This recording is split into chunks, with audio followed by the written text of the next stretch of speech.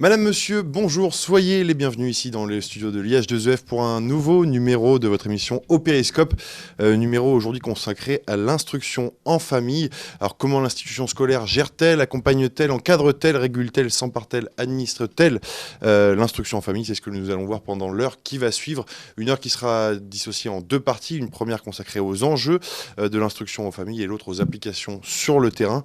Et vous le savez, comme pour chaque émission, vous pouvez réagir sur Twitter avec le hashtag Au Périscope et réagir également aux propos de nos intervenants que je vais présenter tour à tour.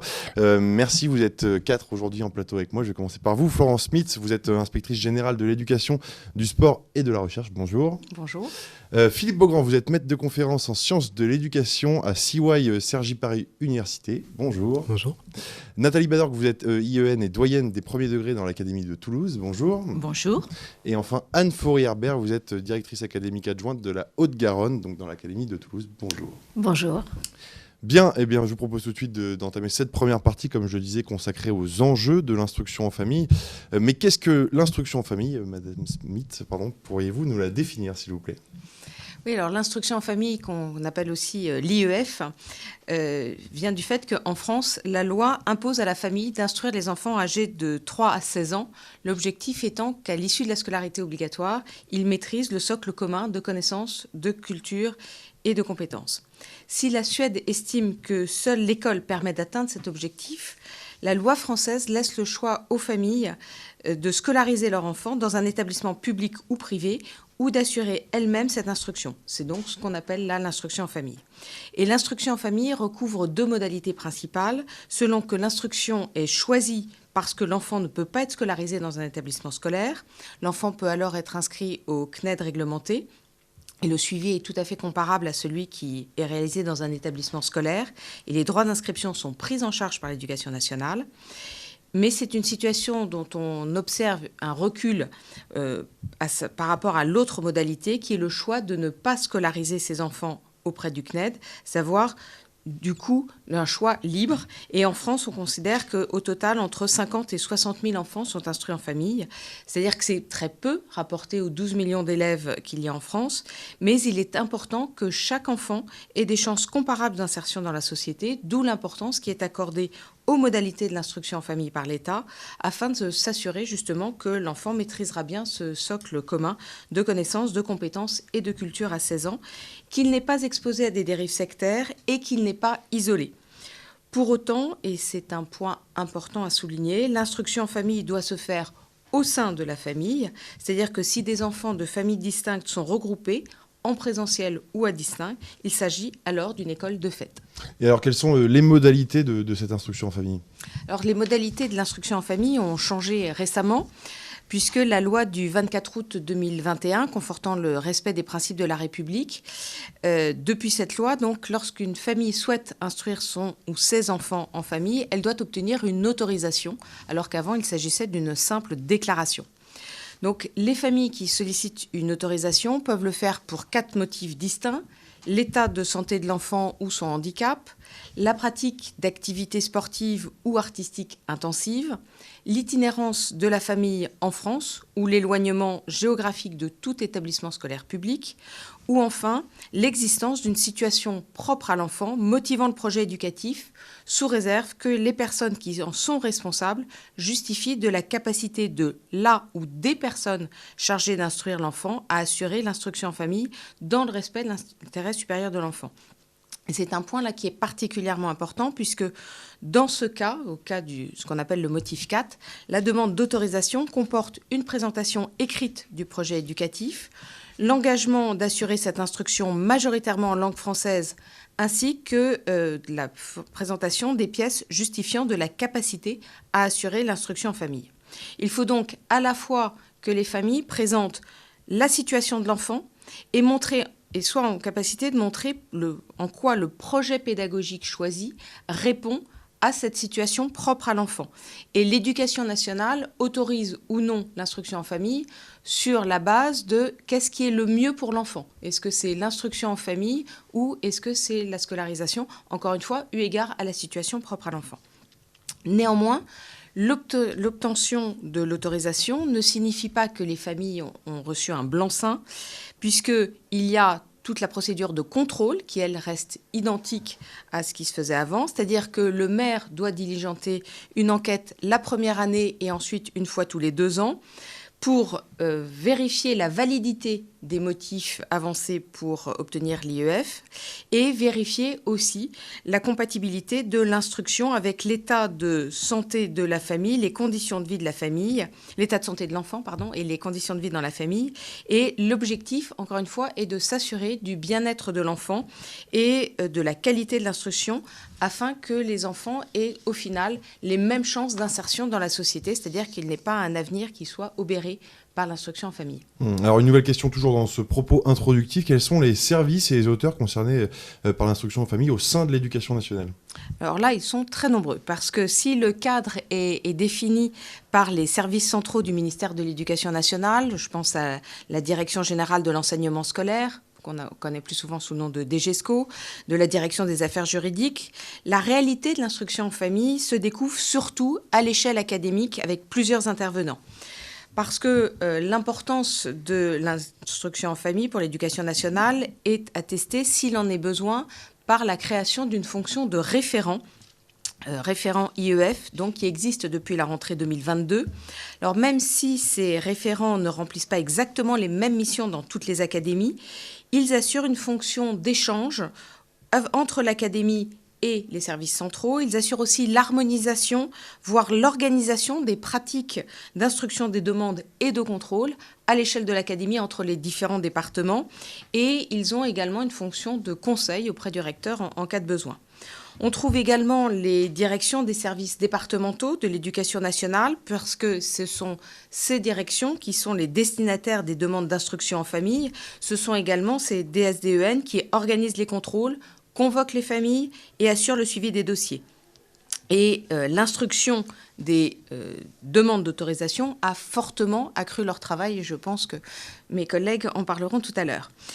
De plus, autres acteurs, parce que s'ils peuvent être consultés lors de l'instruction des demandes d'autorisation d'instruction en famille, les inspecteurs, qu'ils soient du premier ou du second degré, les conseillers d'éducation ou les professeurs missionnés pour les contrôles, sont surtout sollicités justement en phase de contrôle, et que le contrôle ait lieu au domicile de l'enfant, dans une DESDN, dans un établissement scolaire, se pose toujours la question du dialogue avec les personnes en charge de l'enfant et l'enfant lui-même, de manière à établir une relation de confiance, parce que le contrôle vise à estimer la réalité de l'enseignement.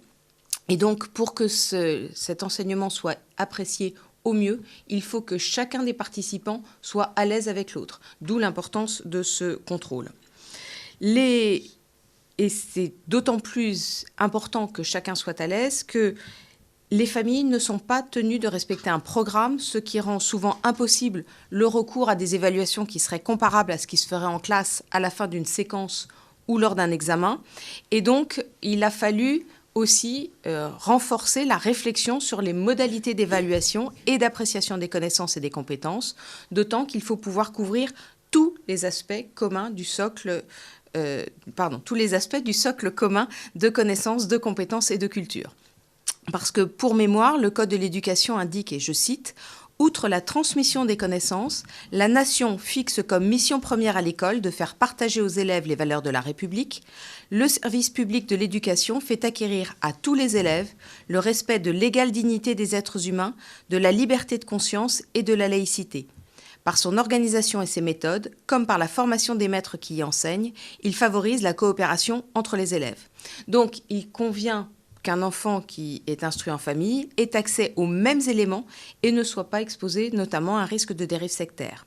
Les observables donc et les manières de les observer ou de les apprécier sont des points importants des formations qui sont suivies par toutes les personnes en charge du contrôle, tout comme la formulation des conseils pour améliorer l'instruction en famille ou, à contraire, accompagner l'inscription des enfants dans un établissement scolaire. Et enfin, dernier type d'acteurs, en restant dans les grandes lignes, ce sont les directeurs d'école et les chefs d'établissement qui sont de plus en plus impliqués dans l'instruction en famille, qu'il s'agisse d'attester d'un cas de situation de souffrance aiguë, telles que la phobie scolaire, telle qu'une situation de harcèlement extrême, qu'il s'agisse aussi d'un dossier en attente d'instruction à la MDPH avec des problèmes de comportement de l'enfant qui rend sa scolarisation à la fois compliquée et préjudiciable à son intérêt supérieur. Et donc, ils permettent, par leur décision, par leur capacité d'analyse, ou plus exactement par leur capacité d'analyse, puis leur décision, de recourir à une instruction en famille, je dirais un peu d'urgence, en tout cas en cours d'année, en dehors des périodes définies de manière stricte pour le dépôt des dossiers.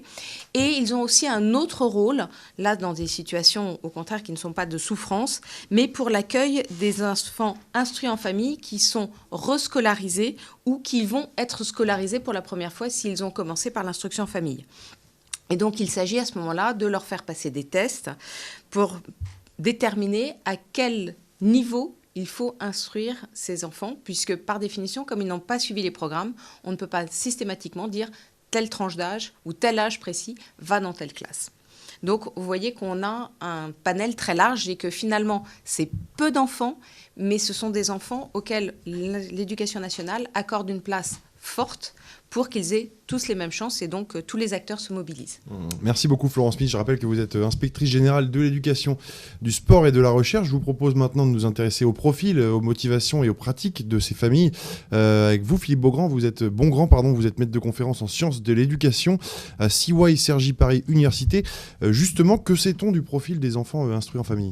Eh bien, malheureusement, pas grand-chose, parce qu'à l'échelle de la recherche, l'instruction de la famille a été investie que récemment, au cours des toutes dernières années, un petit peu à l'image de la méconnaissance générale qu'avait la société française de la possibilité de ne pas scolariser les enfants, alors que pourtant c'est une possibilité qui avait été reconnue par la loi dès 1882, mais qui était tombée en désuétude ou qui n'était pas investie ni par les politiques publiques, qui pendant plusieurs décennies au cours du XXe siècle n'ont plus enquêté ni produit de données sur les rares parents qui ne scolarisaient pas leurs enfants.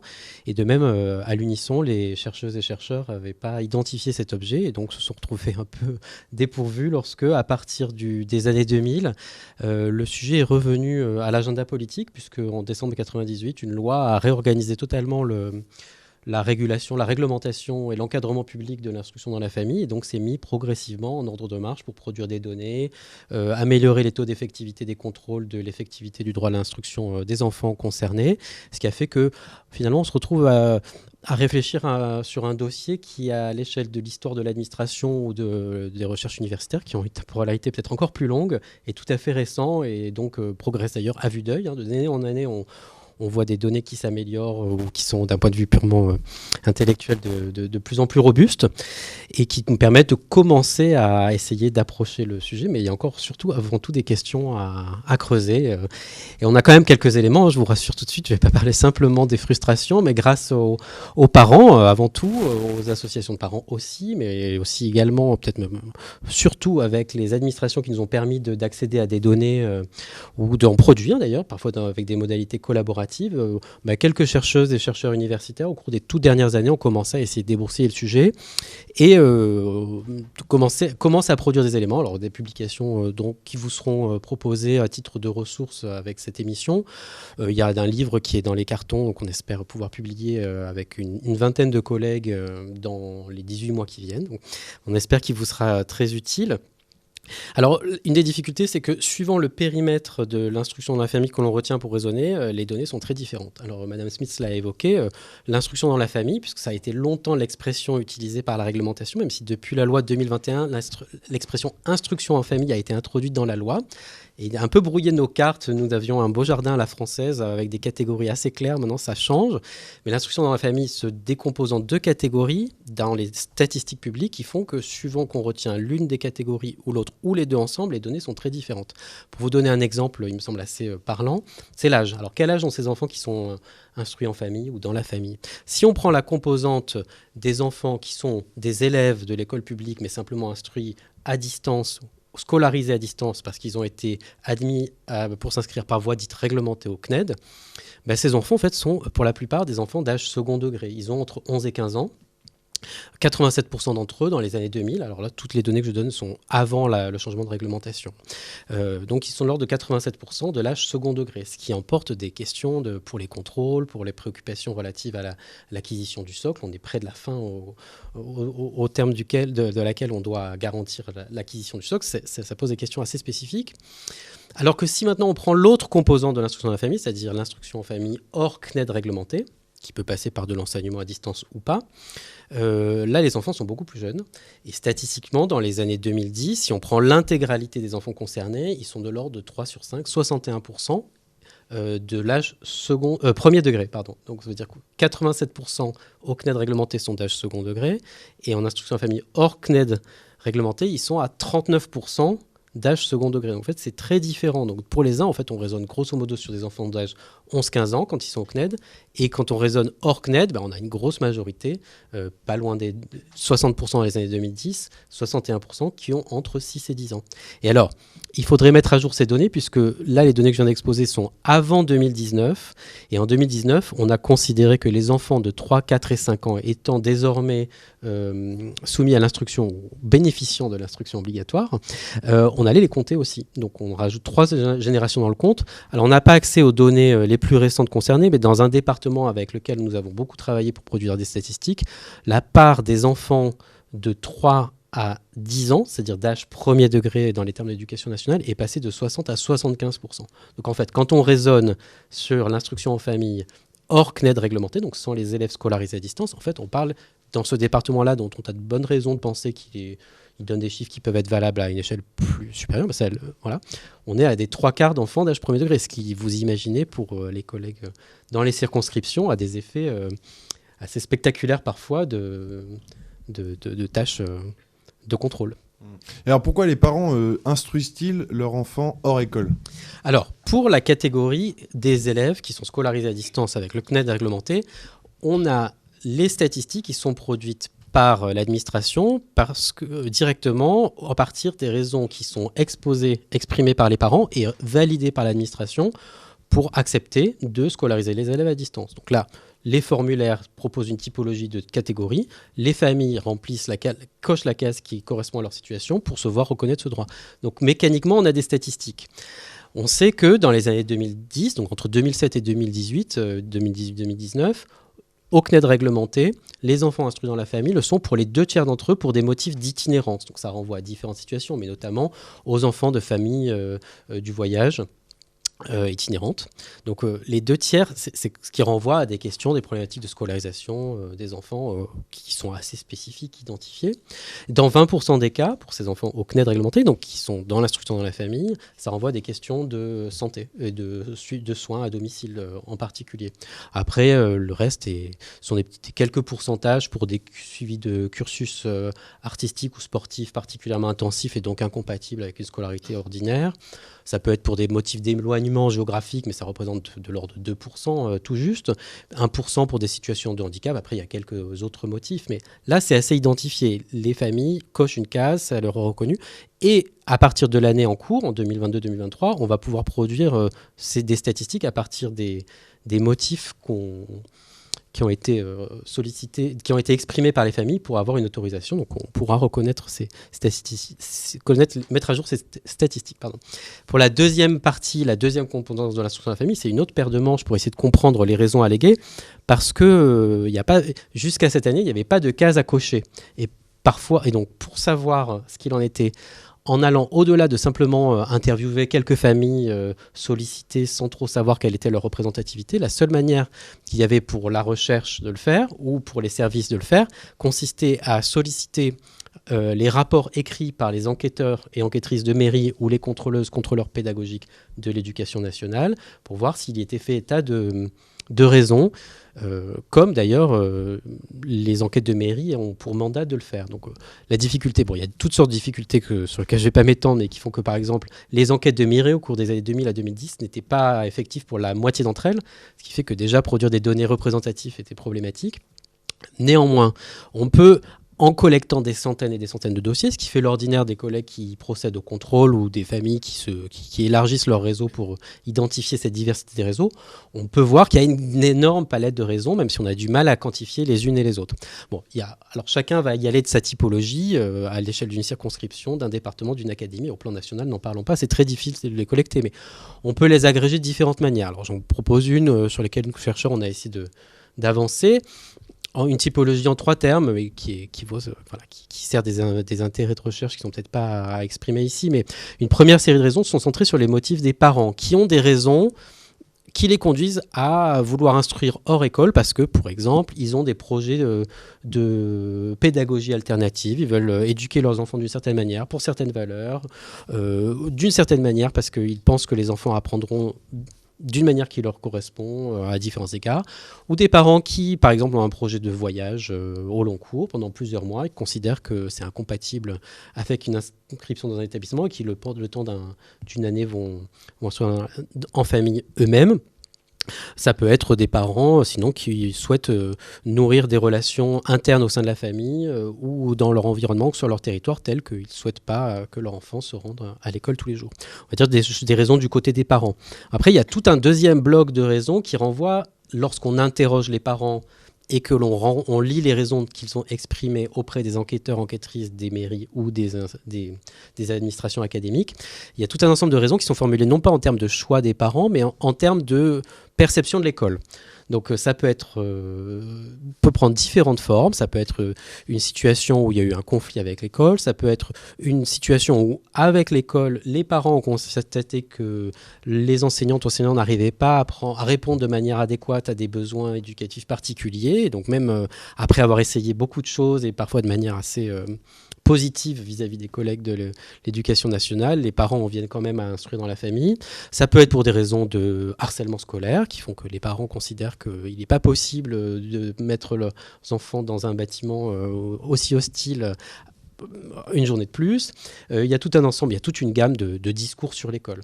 Et après, il y a une troisième catégorie de raisons, donc on pourrait détailler à chaque fois d'autres exemples, qui renvoient plutôt aux besoins de l'enfant. C'est-à-dire que des parents interrogés par les enquêteurs, enquêtrices, et que nous, chercheurs, nous avons essayé de collecter à partir des rapports écrits, puisque c'est de là que ça vient la typologie que je vous expose, estiment que l'enfant a des besoins spécifiques, par exemple en termes de rythme, de sommeil, ou d'intérêt pour certaines disciplines par rapport à d'autres, qui font que quelque chose émane de lui qui fait que l'instruire en famille est plus adéquat. Alors évidemment, ces 3 catégories ne sont pas exclusives les unes des autres. On peut évidemment se placer dans l'une ou l'autre simultanément. Voilà, suivant les territoires, on voit que certaines catégories sont plus ou moins présentes que d'autres. Ouais, alors justement, je vais vous interroger sur ces spécificités, ces différences entre territoires. Peut-être Anne Faury-Herbert, quelques illustrations sur votre territoire, l'Académie de Toulouse, en réaction aux propos que vous venez d'entendre. Alors, ce que dit Florence Smith et Philippe Bongrand correspond à peu près à la réalité qui est celle de l'Académie de Toulouse, avec ses 8 départements, des territoires qui sont des territoires extrêmement riches, de zones extrêmement rurales à des zones urbaines. Et c'est vrai que quand on regarde, par exemple, des départements comme l'Ariège, le Lot, le Tarn, on a des mobilisations de familles pour des motivations qui peuvent être en tout cas très représentatives de la variété des publics auxquels on a affaire. Alors bien entendu, la question de la précarité sur des déplacements coûteux, la question de la mobilité de certaines familles, elle vient aussi dans des choix, c'est-à-dire des choix purement territoriaux, avec de temps en temps des publics, ou en tout cas des familles, qui sont convaincus par l'instruction en famille, très militante, et qui se mobilisent. Donc on peut avoir sur un même département des raisons de recourir à l'instruction en famille extrêmement différentes. Par exemple, sur le seul département de Haute-Garonne, on a effectivement une proportion de familles qui recourent, qui est beaucoup plus importante parce que la densité, parce qu'également, il y a des phénomènes de regroupement, il y a des phénomènes aussi de médiatisation. Hein. Et on sait que depuis quelque temps, l'instruction en famille, qui était un sujet qui était relativement marginal au sein de notre réflexion sociétale, est devenue, par le fait des projecteurs, par le fait du confinement aussi, qui a peut-être favorisé ou incité à certaines familles à peut-être tenter, expérimenter ce mode d'instruction. Et c'est un phénomène qui est beaucoup plus visible. Pour autant, ça veut dire qu'au niveau de ces différents départements, il y a la nécessité d'une coordination et quelque part de l'institution et des différents services départementaux, une action commune, comme le disait Florence Smith, d'accompagnement et de vigilance sur ce qui pourrait être des manquements à l'intérêt supérieur de l'enfant. Et que ce soit les familles ou que ce soit l'institution, on a ce point de convergence qui est que vaut-il mieux pour un enfant, quel que soit son âge, et il est évident que plus l'emprise est importante à l'âge de l'adolescence, et plus la socialisation, la confrontation avec d'autres modes d'éducation peut être intéressante. Et c'est à ce titre que, quelque part, les rencontres, notamment avec les familles, lors de ce qu'on appelle les contrôles, mais qui sont en fait des temps d'échange, des temps aussi quelque part, de conseils mutuels que l'on peut se donner, sont des temps extrêmement importants. Le recteur de l'Académie de Toulouse est vraiment très attaché au fait que sur l'ensemble des 8 départements qui en fait relèvent d'une sorte de constellation, il y a quand même un cap important qui soit donné, et la loi récente vise à fixer les modalités de cette attention commune, tant pour les familles que pour l'institution. Les services départementaux, comme le disait Philippe, par le fait des rapports qui sont maintenant archivés, relus, peuvent aussi dessiner un certain nombre de paysages et de sociologie des familles, qui, pour les contrôleurs et pour l'institution que nous représentons, est essentielle pour mieux comprendre ce phénomène, pour mieux l'accompagner, et aussi pour que l'institution réfléchisse à la raison pour laquelle, peut-être, la réponse qui est apportée par l'éducation nationale n'est pas totalement en adéquation avec l'attente de certains citoyens. Il n'en demeure pas moins, et c'est vrai que Florence Smith insistait, un certain nombre de familles se voient contraintes à recourir à ce genre d'instruction dans des délais et dans une urgence qui appellent véritablement à la mobilisation de tous, que ce soit les municipalités, les collectivités territoriales, l'État, de manière à ce qu'on puisse retrouver un lien avec l'école qui soit un lien apaisé. Et je pense que c'est aussi la motivation de la loi qui ne veut pas réduire les différences ou les divergences, mais qui veut au contraire les concilier. C'est la raison pour laquelle, avec les référents IEF, il y a une formation qui va être donnée aux différentes personnes qui vont mener ces contrôles, parce que c'est un exercice délicat et c'est un exercice qui nous demande d'être constamment dans la médiation et dans la conciliation, tout en ayant un regard très avisé, très aiguisé sur l'intérêt de l'enfant et sur la façon dont il s'émancipe au sein de sa famille, quels que soient les choix qui sont posés. Alors on va aller plus loin tout à l'heure sur les pistes de réflexion, les leviers d'action justement. On va poursuivre avec vous, Philippe Bongrand, sur ce sujet de la différence peut-être entre les départements. Quelles sont, vous, vos observations ? Les raisons alléguées n'étaient pas nécessairement hiérarchisées de la même manière suivant les territoires. Puisque à partir de la typologie que j'ai exposée tout à l'heure, on a vu que dans les territoires qui concentrent le plus de difficultés sociales, donc les territoires que l'éducation nationale classe en éducation prioritaire, les raisons alléguées par les parents ne prenaient pas les mêmes formes. Alors, on a travaillé là-dessus parce qu'on a constaté que la part des enfants instruits en famille résidant dans des territoires classés éducation prioritaire, dans certains départements dont on ne peut pas apprécier la représentativité, on a quelques exemples de départements importants dans l'Hexagone, pas nécessairement représentatifs, mais cette part était importante, voire plus importante que la part des élèves de l'école publique scolarisés dans des territoires en éducation prioritaire. C'est-à-dire quoi ? Les territoires qui concentrent le plus de difficultés sociales sont très présents dans la population qui instruit en famille, ou l'inverse. Et quand on regarde comment les parents qui résident dans ces territoires expriment des raisons de ne pas scolariser leur enfant mais ils ont des arguments ou des raisons qui, d'après les rapports qui sont rédigées par les contrôleurs ou enquêteurs, ce sont des raisons qui mettent beaucoup plus en avant l'école du secteur que dans les autres territoires. Quand on regarde les raisons alléguées par les parents hors éducation, hors territoire prioritaire, les raisons centrées sur l'enfant sont beaucoup plus présentes. La hiérarchie n'est pas la même. Alors ça ne veut pas dire que leurs préoccupations ne sont pas les mêmes, ça veut dire que dans l'interaction avec les contrôleuses et les contrôleurs, pour des raisons qu'on ne peut pas juger valables ou objectives, l'état de l'école du secteur ou l'offre scolaire est beaucoup plus mise en avant dans les territoires en éducation prioritaire. Après, qu'est-ce qu'on peut en faire ? C'est pas évident, d'autant plus que ça pose une question peut-être que je vais évoquer parce qu'elle peut être source de malentendus dans ce que je viens d'exposer. C'est qu'on ne sait pas si la surreprésentation de l'éducation prioritaire dans l'instruction de la famille est liée au fait que des familles de milieux populaires y auraient plus recours, ou est-ce que justement dans ces territoires en éducation prioritaire, les fractions les plus favorisées socialement de ces territoires auraient un recours à l'instruction en famille plus important. Parce que évidemment, ce n'est pas synonyme habiter en territoire en éducation prioritaire. Pensez en particulier à des grandes villes qui, relativement au reste de la France, ne sont pas forcément les plus en difficulté.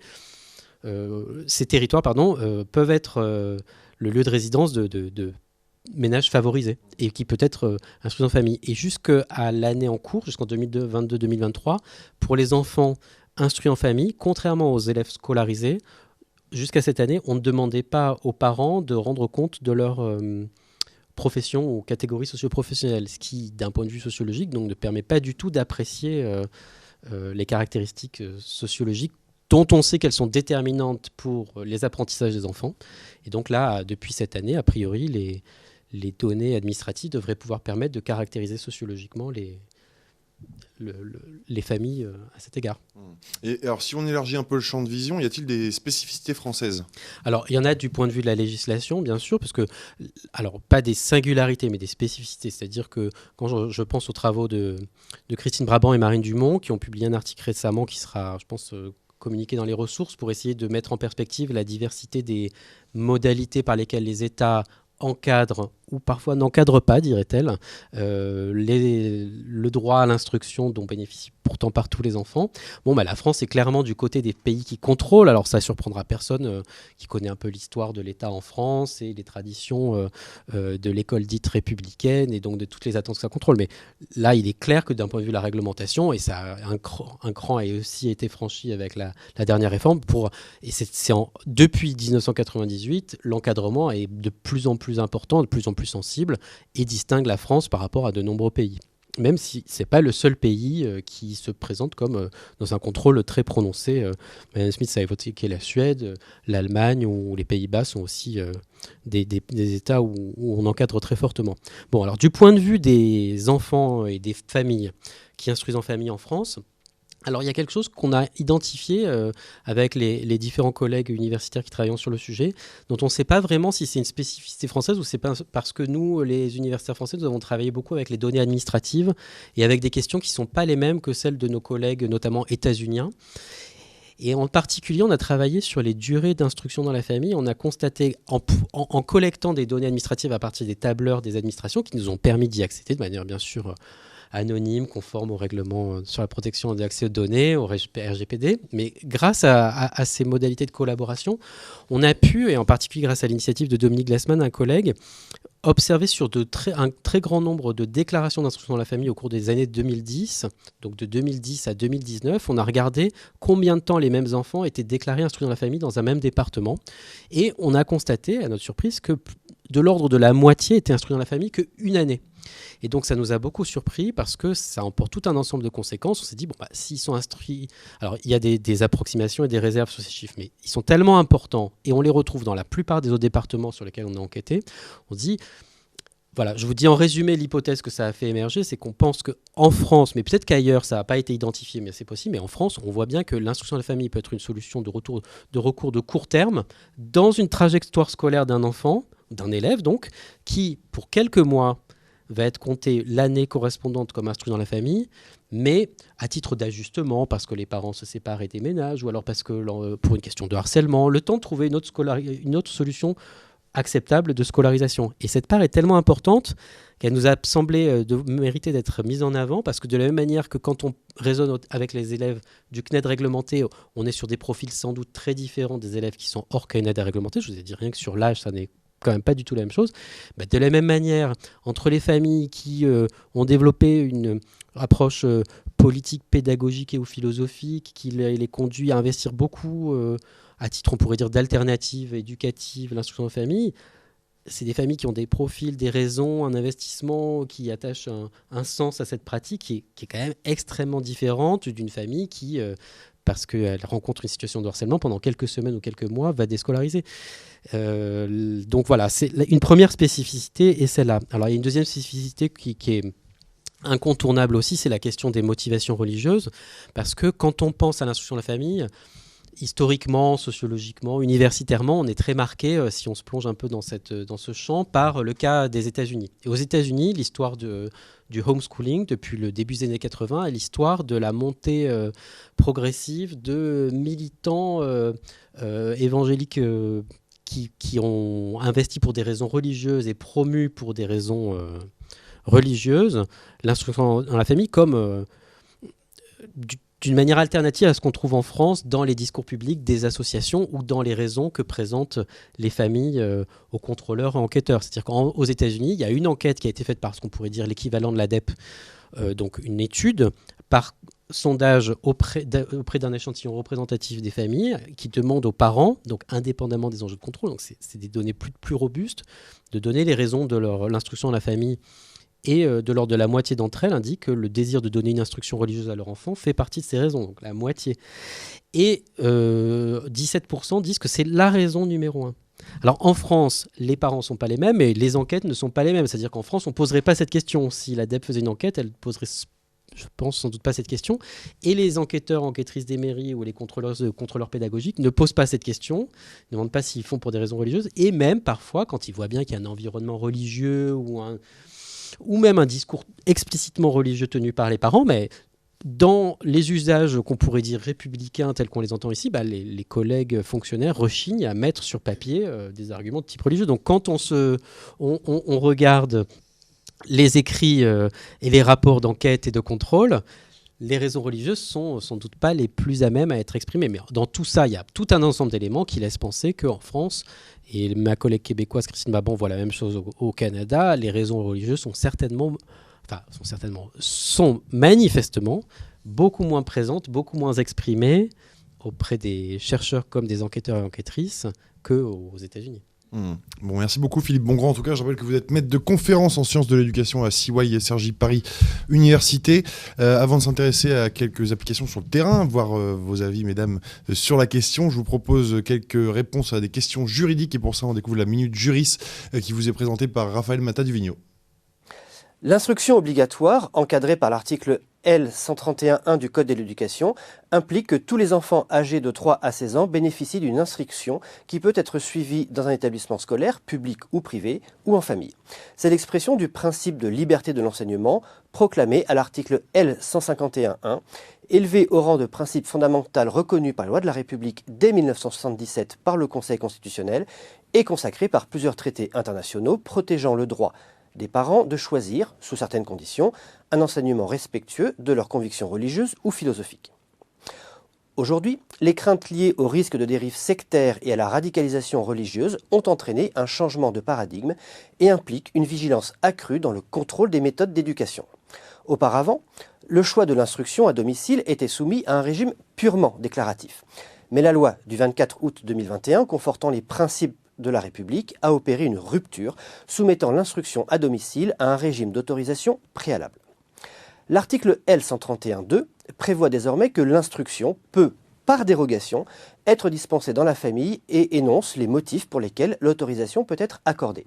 État de santé ou handicap, pratique d'activités sportives ou artistiques intensives, itinérance de la famille ou éloignement géographique de tout établissement public, situation propre à l'enfant motivant un projet éducatif spécifique ou encore protection contre des faits de violence ou de harcèlement.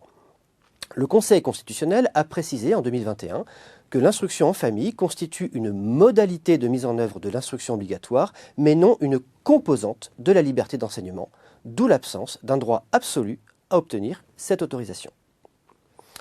La demande d'autorisation est à adresser au DAZEN.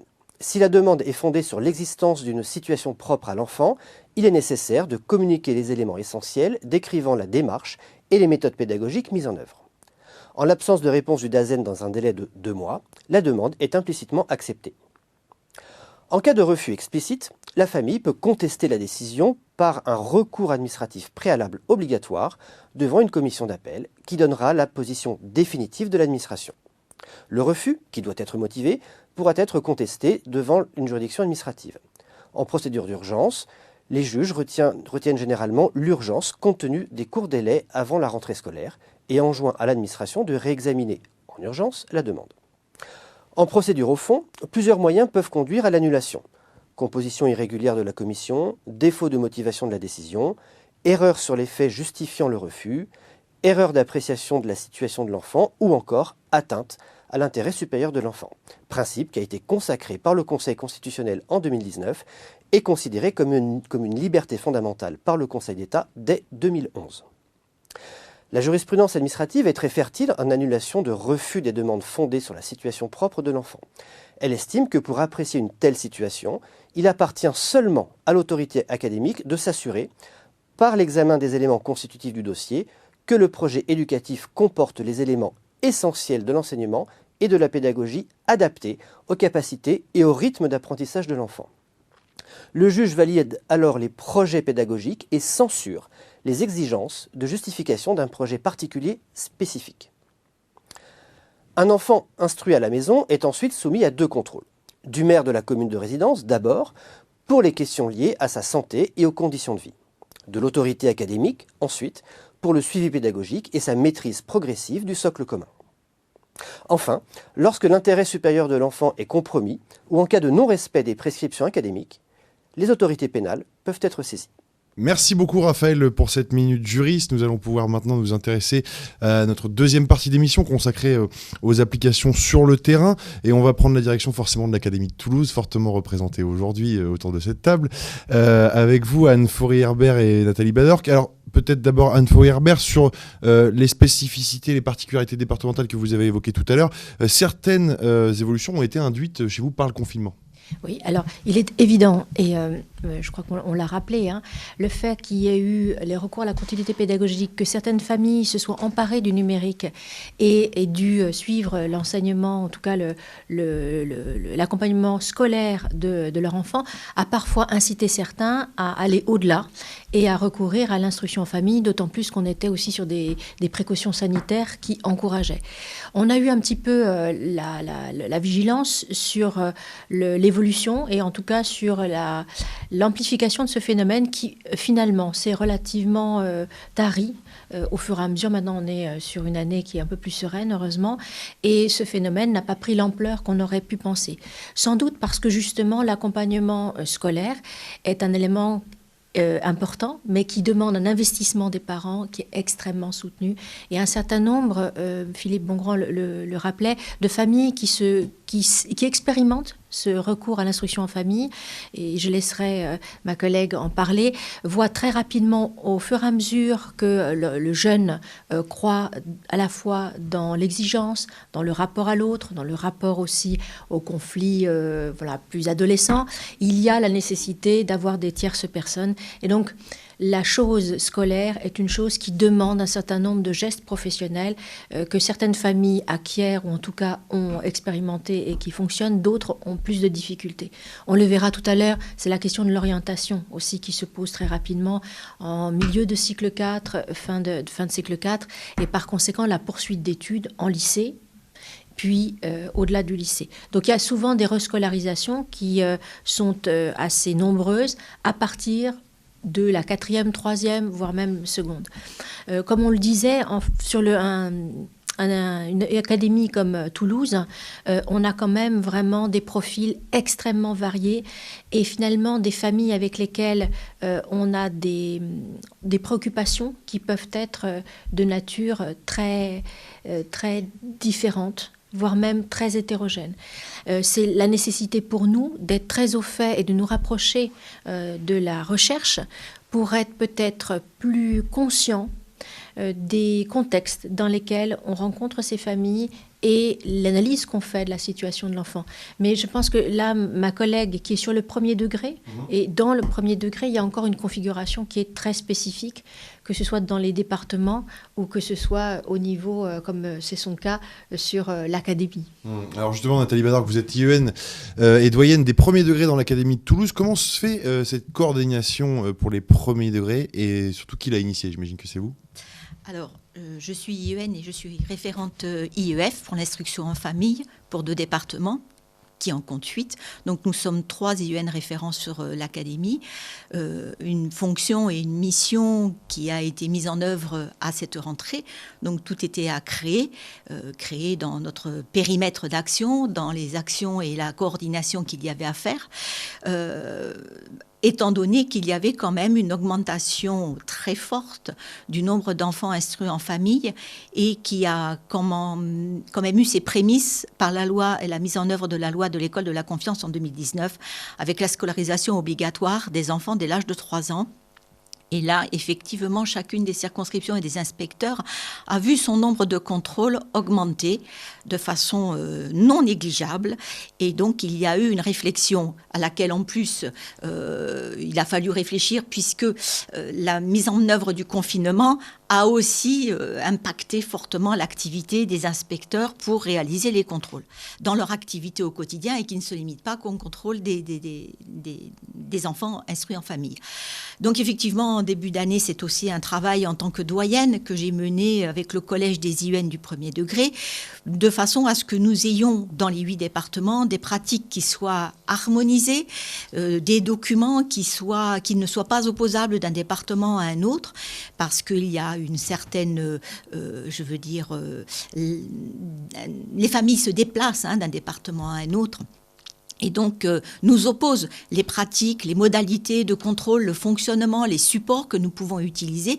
Et donc, cela faisait déjà, bien avant la mise en œuvre de la loi du 24 août 2021, une réflexion qui avait été amorcée dans l'Académie de Toulouse, qui s'est concrètement formalisée cette année avec la mise en œuvre d'une formation, d'une part pour les formateurs premier degré, que sont aussi les conseillers pédagogiques et les inspecteurs, mais aussi l'usage de documents uniques qui soient les mêmes au sein de toute l'académie et qui permettent de rendre compte, ainsi que nous le demande le Vademecum, mais la loi du 24 août 2021, l'échange et le dialogue que l'on conduit avec les familles, et donc de pouvoir rendre compte de données administratives, mais aussi de ce qui motive leur choix d'avoir choisi l'instruction dans la famille, et quelles sont aussi leurs perspectives. Parce qu'au-delà du choix, c'est comment ils se projettent dans un proche avenir, sachant que pour l'année 2024, les modalités de choix, d'autorisation d'instruction en famille vont se retrouver de façon plus restrictive et beaucoup plus contraignante pour les familles.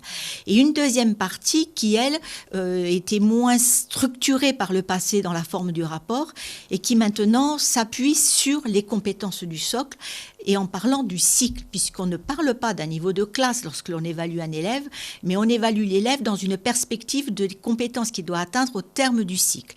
Et donc, nous avons construit nos rapports en 2 parties, partie administrative, partie évaluation. La partie pour la maternelle n'étant pas rattachée au socle se fonde sur les attendus de fin de maternelle, attendus qui nous semblent être nécessaires dans les savoirs fondamentaux et qui permettront à l'enfant de pouvoir démarrer une scolarité de façon sereine avec les prérequis installés pour démarrer la lecture et les mathématiques de façon solide et ne pas obérer sa scolarité. Et pour les autres cycles, cycle 2, cycle 3, et nous nous sommes organisés et harmonisés aussi avec mes collègues du second degré sur la partie donc des attendus de fin de cycle pour chacun des domaines. Parce que jusqu'à présent, on n'était pas non plus sur une évaluation qui visait tous les domaines du socle, mais là, on vise vraiment les 5 domaines du socle. Et il y a un domaine qui reste quand même un domaine fort de notre observation, c'est le domaine 3 de la construction de la personne et du citoyen, puisque la loi est quand même la loi du respect des principes de la République, et donc de bien s'assurer que tout enfant a droit à ne pas simplement être sur une gestion des émotions ou une connaissance des règles de la vie collective, mais aussi la connaissance de notre pays, du fonctionnement de ses institutions, de ce qui fonde notre institution, notre République et les valeurs de notre République, pour qu'au terme d'une scolarité obligatoire, il soit le plus outillé possible dans ses compétences, dans la perspective d'un projet, dans la perspective d'une orientation, pour être à même de faire des choix éclairés, seul ou avec sa famille, pour poursuivre ou pas des études, et en tout cas être éclairé en tant que citoyen. Alors justement, il y a cette question de l'IEF comme occasion de se réinterroger sur l'évaluation. Je vais ouvrir le débat sur cette question, peut-être si vous voulez en discuter entre vous. Est-ce que ça remet également en cause peut-être la pensée qu'on avait de l'évaluation ? Alors, effectivement, Oui. parce que quand on regarde l'instruction en famille depuis les différents services de la DSDEN qui ont l'obligation, il faut le rappeler, le contrôle d'instruction en famille est une obligation que prend l'État vis-à-vis de tout citoyen, de tout enfant, de manière à ce que son émancipation ou les conditions de son émancipation soient garanties. Il y a 2 temps. Le temps où la famille maintenant expose au motif 4, un projet éducatif et pédagogique spécifique, où là, il y a effectivement un regard qu'on porte, de manière, comme l'a dit Florence Smith, de voir si effectivement il répond aux attentes à la fois de l'enfant, tel que ça a été identifié, et également celles de l'institution, telle qu'elle conçoit l'émancipation d'un jeune. Et il y a le temps de cette rencontre avec les parents. Il est évident que l'exercice est un exercice, comme on pourrait dire, extrêmement délicat. Ça dure peu de temps. C'est une rencontre entre les choix d'une famille, un jeune et les représentants de l'institution. Et il se fait, comme l'a dit ma collègue, sur ce qu'on appelle la charte commune avec les parents. Ce sont ces domaines qui sont institués par un décret sur des domaines de compétences qui garantissent que le jeune, à l'issue de sa scolarité obligatoire, a les outils pour affronter le monde, se déterminer dans ce monde-là et se positionner par rapport à des déterminismes qui sont familiaux, qui sont sociétaux, qui sont également des déterminismes de ses pairs. Il y a eu un vadémécum qui a été fait de manière à ce qu'on puisse procéder dans l'ensemble du territoire national de manière régulée. Et il est évident que les inspecteurs ou enseignants chargés de cette mission sont dans une situation inhabituelle. Ça veut dire qu'il n'y a plus de support imposé, il n'y a plus d'examens nationaux, il y a vraiment la rencontre avec un jeune et à travers quelques petites situations, la validation, en tout cas la confrontation entre la situation du jeune et la façon dont les parents exposent l'instruction qui lui est dispensée et ce qu'on pourrait attendre en termes d'évolution en fin de scolarité. Ça veut dire que chaque inspecteur, chaque enseignant a la finalité de la scolarité et non pas un programme ou un contenu. C'est vraiment l'individu qu'ils ont en face de lui, qui est déterminant dans l'interaction qu'il y a avec les instructeurs. Donc oui, ça permet de mettre le travail de compétences, l'évaluation des compétences, au cœur de l'exercice même de l'évaluation. Et n'oublions pas que les inspecteurs rendent un avis, mais c'est le DAZEN, donc le directeur académique, qui va effectivement voir si le rapport, d'après le rapport, si oui ou non l'instruction, la réalité de l'instruction est effective ou non. Merci beaucoup Anne Faurier-Herbert. On va donc passer à vous, Nathalie Badorque, sur cette question justement des modalités d'évaluation. Quel est votre regard ? Alors, pour réaliser justement un certain nombre de contrôles de l'évaluation et pour 2 départements, ce qui fait à peu près, représente environ 800 contrôles d'enfants pour le premier degré. Bien sûr, je ne réalise pas les 800, mais je suis aidée par mes collègues, mais je viens en renfort et je fais en particulier tous les seconds contrôles et les situations qui sont complexes. On s'aperçoit quand même qu'il y a une montée en compétence de certaines familles et que cette relation de confiance est absolument indispensable. D'une part, pour bien cerner quelles sont les modalités qui sont mises en œuvre, le temps qui y est consacré, que ça soit suffisant, qu'on a cette part toujours d'apprentissage formel et d'apprentissage informel. Or, le domaine 2 du socle commun qui est sur les méthodes, stratégies pour apprendre nécessite quand même qu'il y ait une formalisation, une structuration. Donc, il y a un dialogue important à conduire avec les familles pour les accompagner dans cette compréhension-là. Et puis, une montée en compétence des parents qui, effectivement, n'hésitent pas à suivre des webinaires sur les neurosciences, sur les sciences cognitives, sur les stratégies pédagogiques, se former au titre des pédagogies Montessori, Freinet. toujours dans cette perspective d'essayer de rendre compte de leurs enfants, de leurs acquis. Mais la part de l'écrit reste très peu investie réellement parce que justement cette opposition entre le formel et l'informel. Et notre travail dans l'accompagnement et dans le dialogue, c'est de convaincre les parents de l'intérêt de passer à quelque chose qui est beaucoup plus contraignant pour qu'ensuite, s'il devait y avoir une scolarisation ou une rescolarisation, notre travail aussi est de les accompagner et de préparer l'enfant et la famille à ce projet de scolarisation jusqu'à l'accompagnement de l'école. Florence Smith sur cette question. Oui, et ce que viennent de dire mes deux collègues est aussi important, en ce sens que les familles ont à cœur l'acquisition de connaissances, de compétences, d'ouverture sur le monde, mais souvent ne s'attachent pas véritablement à s'assurer que les enfants ont véritablement emmagasiné en quelque sorte ou acquis ces connaissances et ces compétences.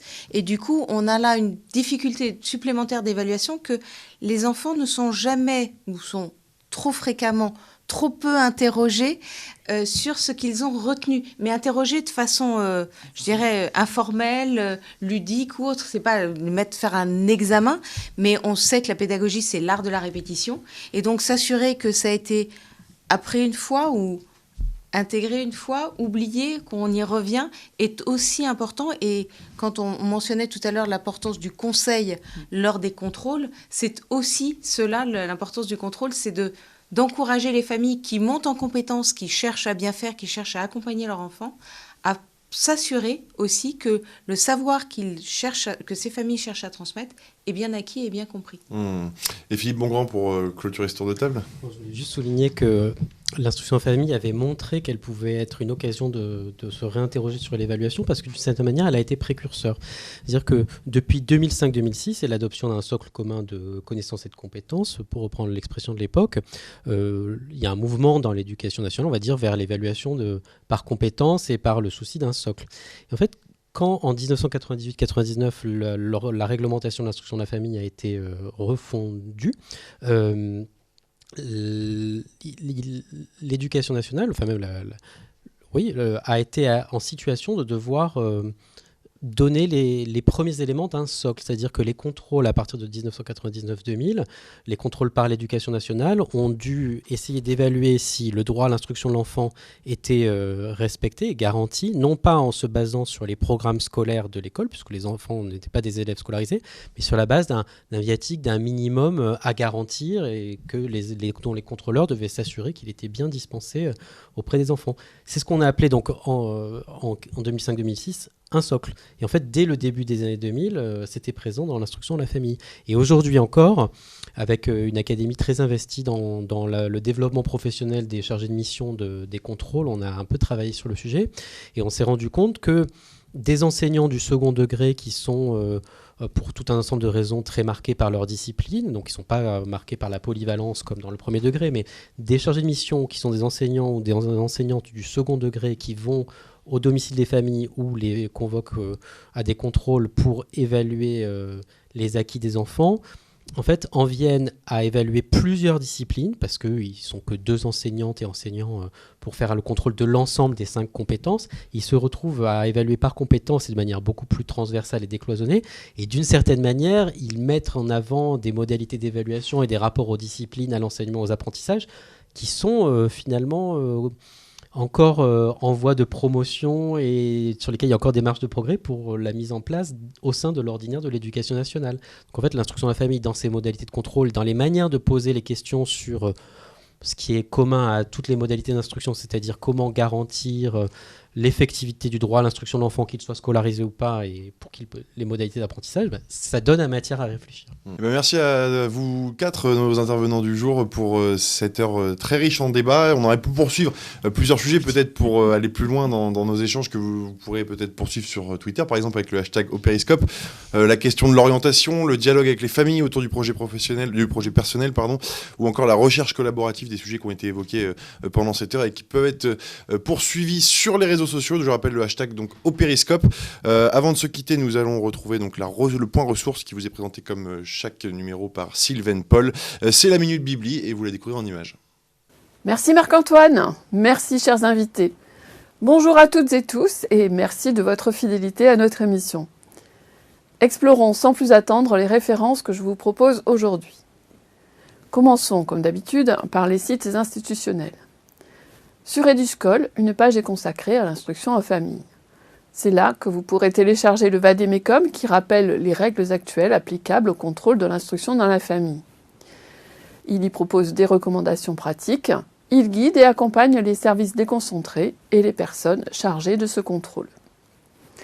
On y trouvera également les programmes des cycles 1 à 4 destinés aux familles et aux accompagnants des enfants suivant l'IEF.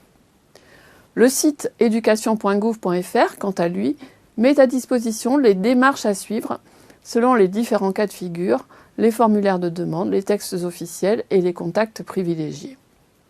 En parlant de textes officiels, vous retrouverez dans la liste des références la circulaire 2017-056 du 14 avril 2017, qui est encore en vigueur pour le moment. Et bien sûr dans la capsule juriste de Raphaël Mata-Duvigneau, que je remercie vivement au passage pour ses éclairages juridiques. Pour les parents et les accompagnants, je peux conseiller d'aller consulter le site servicepublic.fr où sont repris tous les documents, conseils et démarches à suivre pour les enfants qui seront concernés par l'IEF. Allons voir maintenant du côté des articles de chercheurs. Les articles mentionnés sont tous en téléchargement ou en accès libre. Commençons par un article écrit par Philippe Bongrand, qui nous a fait l'honneur d'être présent sur le plateau.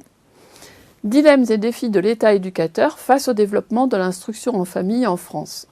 Cet article a été publié dans la Revue internationale d'éducation de Sèvres, numéro 82, en 2019, et il couvre les pages 113 à 121. Publié en 2018 dans la Revue française de pédagogie numéro 205, l'article de Philippe Bongrand et Dominique Glassman, Instruction en famille, exploration sociologique d'un phénomène émergent, que vous retrouverez dans les pages 5 à 19, constitue une introduction au dossier complet proposé dans ce numéro. D'ailleurs, dans ce même numéro, on pourra aussi lire l'article rédigé par Géraldine Farge et Élise Tenray, Les inspecteurs et les fondamentaux de l'éducation à l'épreuve des contrôles de l'instruction dans la famille, qui s'intéresse à la typologie des contrôleurs des fondamentaux.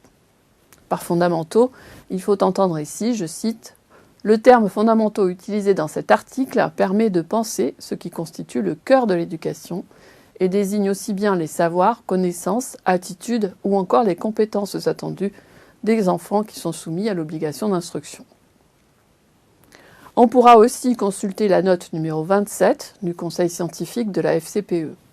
Cette note, parue en février 2022, a été écrite par Dominique Glassman, professeur émérite en sociologie, et s'intitule « Ces enfants qui ne vont pas à l'école ». Cette note met en avant la grande diversité des pratiques liées à l'IEF par choix des parents. Nous citerons également un autre article disponible en anglais cette fois. Il s'agit de « Homeschooling and Updated Comprehensive Survey of the Research » de Robert Gunsman et Milton Gaither, publié en 2020. Cette étude constitue un résumé complet des travaux de recherche universitaires consacrés à l'instruction à domicile aux USA et dans les familles anglophones en particulier. Enfin, je citerai cet article « École à la maison, les familles face à de nouvelles règles », paru dans The Conversation le 7 novembre 2022, et proposé par Béatrice Mabilon-Bonfils, sociologue et directrice du laboratoire Bonheur de l'Université Cergy-Paris. Cet article s'appuie sur les résultats d'une enquête menée durant l'été 2022 par ce même laboratoire Bonheur. Le questionnaire ainsi que des extraits vidéo sont également fournis dans l'article. Voilà qui clôt cette liste non exhaustive de références en lien avec notre sujet du jour. Vous retrouverez ces références avec le replay de cette émission sur notre page dédiée au périscope dans la rubrique ressources du site internet de l'IH2EF. Je remercie vivement nos invités ainsi que l'équipe audiovisuelle de l'Institut qui ont contribué à la réalisation de cette émission. Je souhaite à nos auditeurs qui nous regardent ce jour 14 février une très belle Saint-Valentin et j'aurai le plaisir quant à moi de vous retrouver le 14 mars pour une émission consacrée aux parents à l'école au périscope. Marc-Antoine, un grand merci à toi aussi. Je te rends le micro pour le mot de la fin. À très bientôt. Merci beaucoup Sylvaine. Voilà le temps pour moi de vous remercier, vous qui êtes derrière vos écrans, d'avoir suivi cette émission. Vous pourrez retrouver le replay très prochainement et je vous annonce d'ores et déjà le prochain Périscope qui aura lieu le 14 mars 2023 et nous traiterons du sujet les parents à l'école, un sujet dans la continuité de celui-ci d'une certaine manière. D'ici là, continuez de réagir sur Twitter, #au Périscope. Belle soirée à tous et à très bientôt.